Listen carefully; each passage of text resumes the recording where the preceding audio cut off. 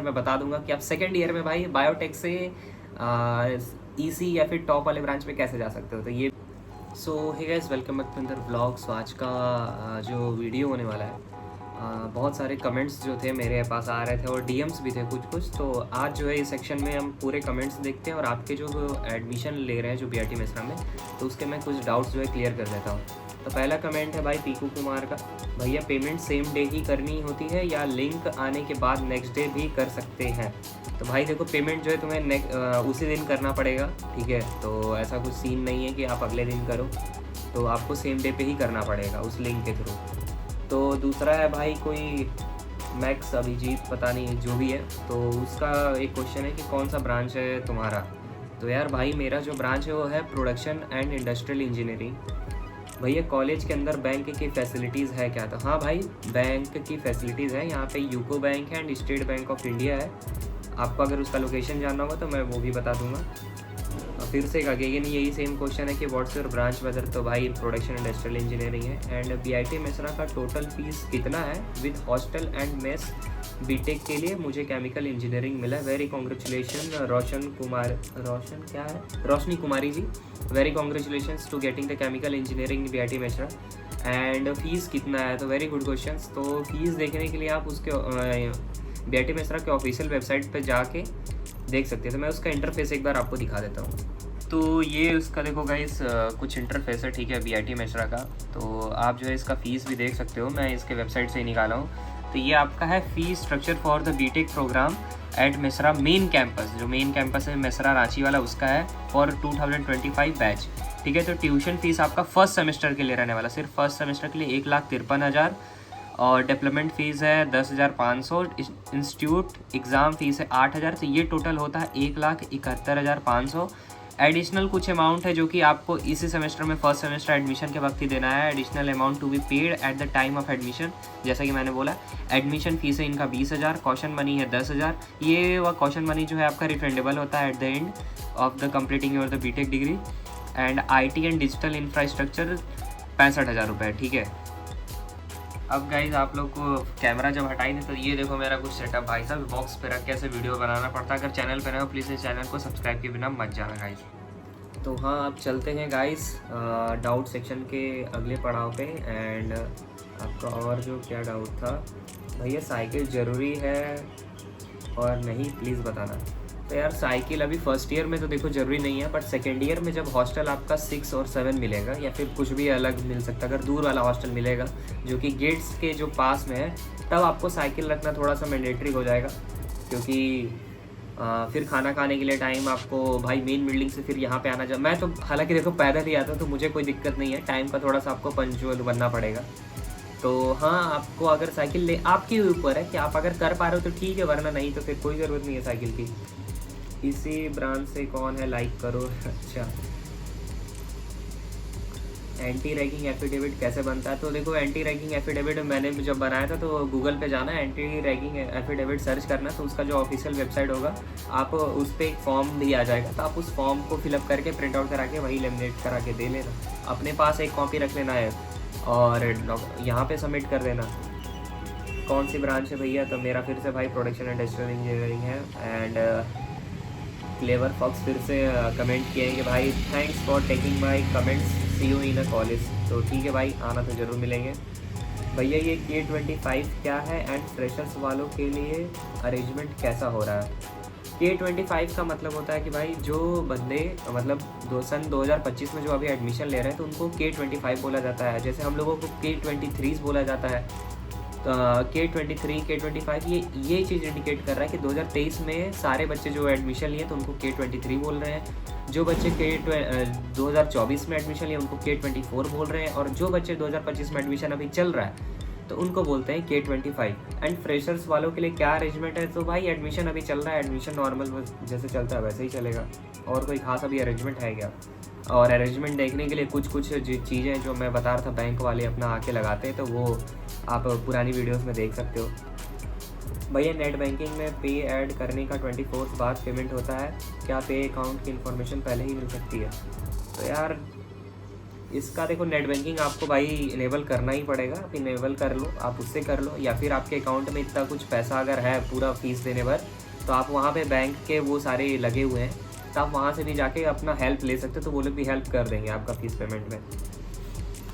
और क्या है, anyone from Haryana and Punjab, okay okay, आप लोग हरियाणा पंजाब से, ये बहुत अच्छा लगा। सी यू सून भैया, ओके ओके, अब मैं कल से ज्वाइन कर रहा हूँ भैया, ठीक है। मैं भी कल जा रहा हूँ सिविल फ्रॉम वेस्ट बंगाल, तुम कहाँ से हो? तो बहुत सही है गाइस, आप लोग आओ आओ, सिविल से भी हैं बंदे कुछ। दुर्गापुर, मैं भी वेब से हूँ, ईसी ब्रांच का, ठीक है ठीक है।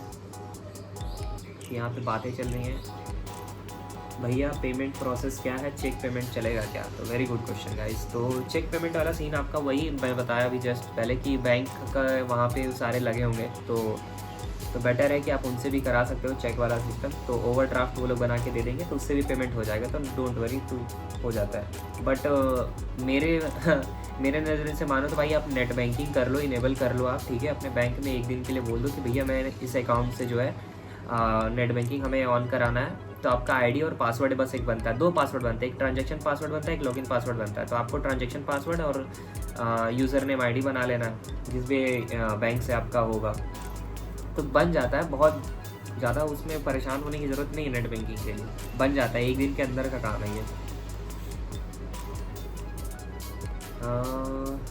चेक वाला, हाँ वेरी गुड। हाँ, तो चेक वाला देखो एक और चीज़ भी है कि जैसे स्टेट बैंक ऑफ इंडिया का रहा चेक, तो यहाँ पे मेन कैंपस में ही स्टेट बैंक ऑफ इंडिया का है, तो आप डायरेक्ट उसका चेक भी लाओगे तो उससे भी काम हो जाएगा। बट ये थोड़ा सा टाइम लग सकता है, सेम डे पे ही हो जाएगा बट थोड़ा टाइम लगेगा।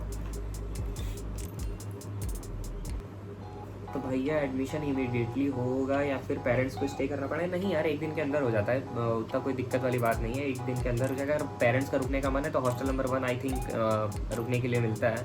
तो जो भी अपर लॉन वाले जो भी hostel H1 H2 H3 H4 उसके अंदर भाई पेरेंट्स में भी रुकते हैं, मे भी नहीं फॉर श्योर रुकते हैं। और क्या क्या है, थैंक यू भैया, सो हेल्पफुल, थैंक्स भाई, थैंक्स, आप सबकी वजह से ही सब कुछ है।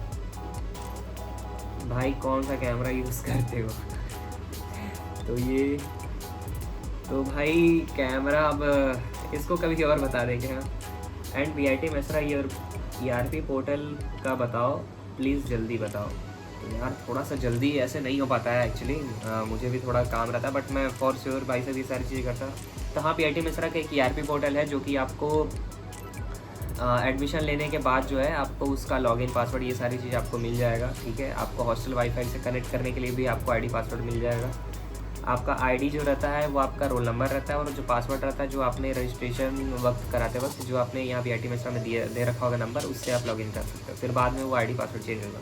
तो ERP पोर्टल जो है गाइस वो अपने लिए है, मतलब जो भी बच्चे हैं यहाँ पे तो उनके लिए है। तो उस पोर्टल के थ्रू अपना वो अटेंडेंस दे सकते हैं, वहाँ पे मेडिकल लीव लगा सकते हैं, और वहाँ से रिजल्ट देख सकते हैं, एडमिट कार्ड निकाल सकते हैं, और भी बहुत सारे फंक्शंस हैं, प्रोफाइल अपडेट कर सकते हैं। तो ये सारी चीज़ें हैं, वहाँ से ही आपको नेक्स्ट सेमेस्टर का फ़ीस पेमेंट होगा। तो वो ERP पोर्टल का जो है ना एक नया सा वीडियो ही बनाऊँगा मैं। भैया पेमेंट फिजिकल रिपोर्टिंग के बाद करनी है? हाँ बिल्कुल, जिस दिन आपका फिजिकल रिपोर्टिंग होगा उसी दिन आपका रजिस्ट्रेशन भी करना होगा, तो उससे पहले फ़ीस पेमेंट उसी दिन पे हो जाएगा। ERP पोर्टल के बारे में कुछ पता है प्लीज़ टेल। तो ERP पोर्टल के लिए इतना मत बोलो, मैं अलग से वीडियो ये एक बना दूंगा, आप लोग इस चैनल पे बस बने रहना। भैया can you please tell me which hostel is the best among the 1 2 3 4 overall, इनमें से कौन सा अच्छा है? भाई देखो मैं बता दे रहा हूँ, ठीक है, एकदम पानी की तरह एकदम क्रिस्टल क्लियर में बताना चाहूँगा। ये जो आपका हॉस्टल नंबर 1 2 3 4 जो अलॉट हो रहा है ना अभी, बहुत जन्नत वाला हॉस्टल है, ट्रस्ट में बहुत जन्नत वाला है। अगर फिर भी आप कहोगे कि H1 H2 H3 H4 में से सबसे बेटर कौन सा लगता है, तो देखो H1 हॉस्टल लगता है, जिसके अंदर मैं रहता था। तब पुरानी ब्लॉग्स को आप देख सकते हो। तो H1 में क्या है ना कि उसका डोर का डिज़ाइन भी थोड़ा सा अच्छा है, वहाँ की जो टाइल लगी है वो भी बहुत अच्छी है, मतलब अच्छी तो हर सारी हैं, मगर उसके अंदर वुडन फ्लोरिंग है तो बहुत प्रीमियम थोड़ा सा लगता है। तो H1 कह सकते हो as comparison 2 3 4 H1 is much better. मगर अगर पूरा ओवरऑल कंसिडर करोगे तो आप तो भाई 1 2 3 4 जो भी है हॉस्टल बहुत अच्छा है, मतलब बहुत अच्छा। आप लोग जन्नत में रहने वाले हो एक साल तो बस। Inner hostel are the best, they are given the third year student वाले फर्स्ट ईयर, अरे यार ये स्पेलिंग मिस्टेक है लिखा है भाई। हाँ तो ठीक है, जेई परसेंटाइल, तो मेरी जेई परसेंटाइल भाई किसी को विश्वास ही नहीं होगा। खैर छोड़ो, मैं बता क्या ही बोलूँगा, मान के चलो 95 से एबव भैया। सिंगल रूम कौन से सेमेस्टर मिलता है? सिंगल रूम अब मिलना थोड़ा मुश्किल है क्योंकि इनटेक बच्चों का बढ़ चुका है, तो यहाँ पे अकोमोडेशन के लिए रूम्स है नहीं, तो सिंगल रूम तो मिलना थोड़ा सा मुश्किल है, तो आपको डबल ऑक्यूपेंसी में ही रहना पड़ेगा। How to apply for the spot round for the BTech, इसके लिए भी एक नया वीडियो बनेगा, उसके लिए मैं रिसर्च स्टार्ट कर दिया हूँ। इवन एडमिशन ऑफिस में जाके पता करूँगा इसके लिए, तो eligible cut off, expected cut off, ये जो भी चीज़ें हैं वो सारी चीज़ें मैं बता दूँगा, डोंट वरी, आप बस बने रहना इस पे चैनल पे। इंटरनल स्लाइडिंग भी बता दूंगा, और आपका फर्स्ट ईयर में आपको ब्रांच मिल गया, मान लो बायोटेक मिल गया, बट आपको स्विच करना है, आप चाहते हो कि भाई टेक तक मैं जाऊँ, तो उसका भी प्रोसेस है, मैं बता दूंगा कि आप सेकेंड ईयर में भाई बायोटेक से ईसी या फिर टॉप वाले ब्रांच में कैसे जा सकते हो, तो ये भी मेरे पास है आइडिया, तो वो भी मैं बता दूंगा। तो ये पूछना पड़ेगा इंटरनल स्लाइडिंग वाला कि स्पॉट राउंड होगा कि नहीं होगा, वो तब होता है जब आपका सीट वैकेंट हो जाता है। ऑलरेडी कॉलेज ने इंटेक बढ़ा रखा है, तो फिर थोड़ा सा पूछना पड़ेगा, मुझे जानकारी चाहिए इसके लिए। तो मैं दो से तीन कामों पे अभी करेंटली में वर्क कर रहा हूँ। एक आपका ईआरपी पोर्टल मुझे अच्छे से बताना है, एक आपका इंटरनल स्लाइडिंग बताना है, एक आपका जो है मुझे बताना है कि आप मान के चलो फूड टेक बायोटेक में आ गए या फिर केमिकल में आ गए, मतलब आपको टेक ब्रांच में जाना है, नॉन टेक से टेक में जाना है, तो फिर उसके लिए क्या प्रोसीजर रहने वाला है उसके बारे में बता देंगे। तो ठीक है गाइस, ऐसा कुछ अभी के लिए कमेंट्स था, और भी बहुत सारे कमेंट्स हैं literally, but most of the comments जो है कॉमन है, तो इसी वीडियो में बता दिया।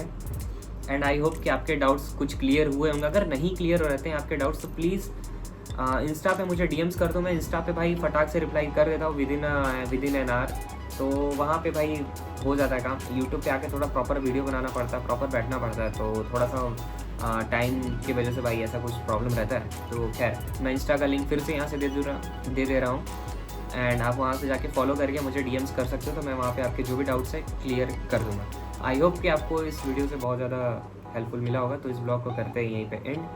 Thank you so much for watching, and please don't forget to subscribe this channel and share with your friends.